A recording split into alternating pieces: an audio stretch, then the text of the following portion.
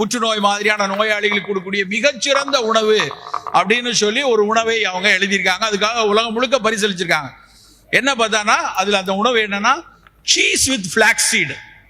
உங்களுக்கு தெரியல, சீஸ் பால்ல இருந்து செய்யக்கூடிய அந்த சீஸ், அதுல ஃபிளாக்ஸ் சீடு போட்டு சாப்பிடக்கூடியதை அவங்க ரொம்ப பிரபலமா எழுதிட்டாங்க. நம்ம ஊர்ல சீஸ் சாப்பிட்ற பழக்கம் கிடையாது, இப்போ கொஞ்சம் பேர் சாப்பிட ஆரம்பிச்சிட்டாங்க, அது வேற விஷயம்.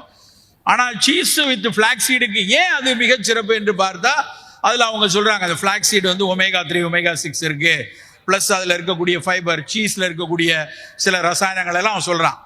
நான் யோசிச்சு பார்த்தா அதை விட அதே அறிவியல் அடிப்படையில பார்த்தா ஆக சிறந்தது தயிர் பச்சடி.